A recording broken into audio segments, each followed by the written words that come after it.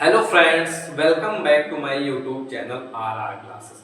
तो फ्रेंड्स, जैसा कि कई सारे स्टूडेंट ये कमेंट कर रहे थे कि सर आपने फिजिक्स में तो हमको बता दिया कि हम चार्ट में क्या बनाएंगे और उससे क्वेश्चंस कौन कौन से पूछे जाएंगे।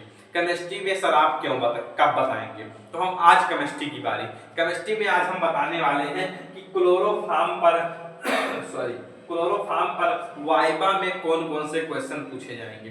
यानी वह सारे क्वेश्चंस जो एग्जामिनर अपने घर से ही दिमाग में बनाकर चलते हैं कि अगर बच्चे ने चार्ट में क्लोरोफॉर्म बनाया होगा तो हम उससे ये क्वेश्चन जरूर पूछेंगे।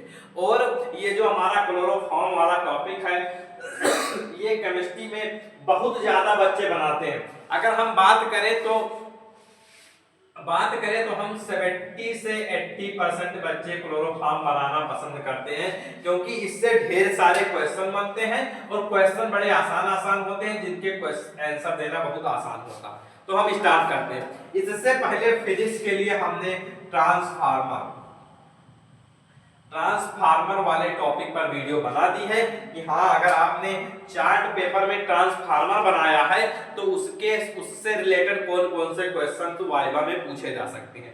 और अगर हम बायोलॉजी की बात करें तो बायोलॉजी में डीएनए के स्ट्रक्चर के बारे में राजन सर ने बता दिया है कि उससे कौन कौन से क्वेश्चन पूछे जाएंगे। उसके बाद शुक्राणु की संरचना, भाई साहब ये जो शुक्राणु की संरचना वाला टॉपिक है इससे वाइवा में कौन कौन से क्वेश्चन पूछे जाएंगे।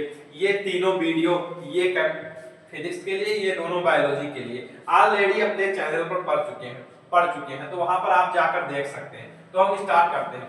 सबसे पहला हमारा क्वेश्चन है कि क्लोरोफॉर्म का रासायनिक सूत्र क्या होता है। आप सभी को पहले से ही पता होगा और ये क्वेश्चन मोस्ट इंपॉर्टेंट है जो कि एग्जामिनर पूछ सकते हैं। तो क्लोरोफॉर्म का रासायनिक सूत्र होता है CHCl3। मोस्ट इंपॉर्टेंट है। क्लोरोफॉर्म का रासायनिक सूत्र क्या होता है? CHCl3। और ये आपके बोर्ड एग्जाम के लिए भी इंपॉर्टेंट है, जो कि बोर्ड में भी कई सारे क्वेश्चन इससे पूछे जाते हैं। क्लोरोफॉर्म का रासायनिक सूत्र CHCl3 होता है। मैं थोड़ा सा कैमरे को नीचे कर रहा हूं ताकि आपको नीचे के भी सारे क्वेश्चन दिख सके। अब देखो, जो दूसरे नंबर का क्वेश्चन है वो है कि क्लोरोफॉर्म का IUPAC नाम क्या होता है। अब इसका सूत्र आपको पता चल गया CHCl3, तो IUPAC नाम क्या होगा? क्लोरीन 3 बार है तो ट्राई, 3 के लिए हम क्या उपयोग करते हैं? ट्राई। क्लोरीन के लिए क्लोरो, तो ट्राई क्लोरो। और एक कार्बन है तो उसके लिए मेथ, कार्बन कार्बन के बीच एक बॉन्ड है तो उसके लिए एन, तो ट्राई क्लोरोमेथेन, ट्राई क्लोरोमेथेन इसका हो जाएगा IUPAC नाम। आई होप कि आप यह नाम अच्छे से लिख पाए होंगे। कैसे लिखे हैं कि 3 क्लोरीन है तो उसके लिए हमने ट्राई लगा दिया, क्लोरीन के लिए क्लोरो, और मेथ एक कार्बन है तो उसके लिए मेथेन, ट्राई क्लोरोमेथेन इसका IUPAC नाम हो जाएगा। हम आते हैं अपने थर्ड क्वेश्चन पर। थर्ड क्वेश्चन हमारा है कि क्लोरोफॉर्म की खोज किसने की थी।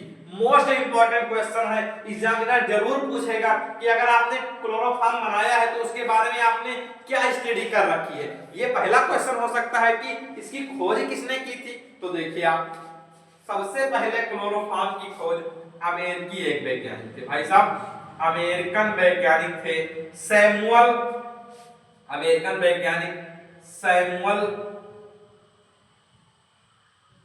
गुथरी। सैमुअल गुथरी, ये था है सैमुअल गुथरी नामक एक अमेरिकन वैज्ञानिक थे जिन्होंने सबसे पहले क्लोरोफॉर्म की खोज की। क्लोरोफॉर्म के बारे में उन्होंने स्टडी की कि सैमुअल गुथरी उनका नाम।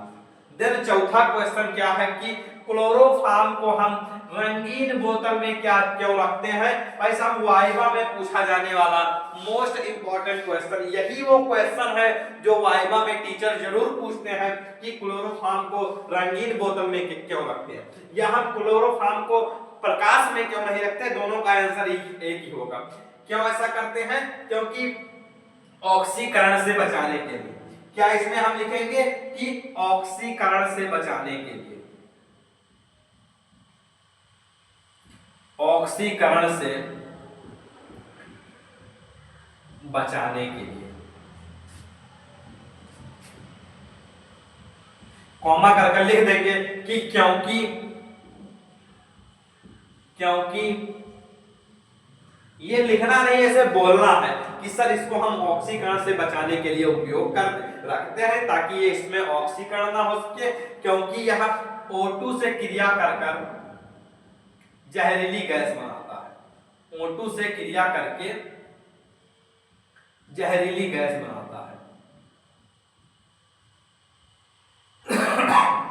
सॉरी, ऐसे बता देंगे कि सर हम इसको इसलिए नहीं रखते हैं रंगीन बोतल में, क्योंकि इसलिए रंगीन बोतल में रखते हैं ताकि इसमें ऑक्सीकरण ना हो सके, और जब ऑक्सीकरण होती है तो ये O2 से क्रिया कर एक हानिकारक जहरीली गैस बना लेती है, इसलिए हम इसको रंगीन बोतल में रखते हैं। अब पांचवा क्वेश्चन मैं एक बार चेक करता हूं कि क्वेश्चन आपको दिख रहा है या नहीं। दिख रहा है। पांचवा क्वेश्चन है कि क्लोरोफॉर्म का गलनांक कितना होता है। ये छोटा सा क्वेश्चन है, इसको भी पूछ सकता है एग्जामिनर कि क्लोरोफॉर्म का गलनांक कितना, तो कितना होता है -63 डिग्री सेल्सियस या 269 केल्विन, 209 केल्विन। क्या होता, कितना होता है कि -63 डिग्री सेल्सियस या 209 केल्विन बता सकते हैं आप। फिर क्लोरोफॉर्म का प्रभाव लिखिए। भाई साहब क्लोरोफॉर्म का प्रभाव कौन कौन से होते हैं, तो ये त्वचा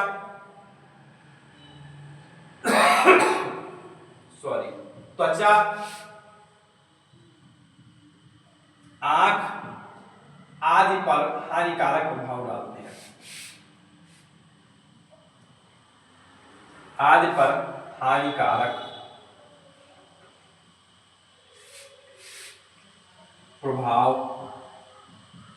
डालते हैं। यानी अगर ये हम त्वचा पर लग जाए क्लोरोफॉर्म तो थोड़ा ऐसे हमको जलन सा महसूस होती है कि जैसे जलन हो रहा है, चिड़चिड़ापन, इस तरीके से हम इसको त्वचा और आंख वाँख पर नहीं लगने देते। फिर शुद्ध क्लोरोफॉर्म कैसे प्राप्त करें, वो पूछ सकता है कि अगर हमको शुद्ध क्लोरोफॉर्म बनाना है तो कैसे आप प्राप्त करेंगे, तो आप बोलेंगे कि सबसे पहले NaOH से धोकर, क्या क्लोरोफॉर्म को हम NaOH से धोकर CaCl2 कैल्शियम क्लोराइड CaCl2 से आसवित कराते हैं,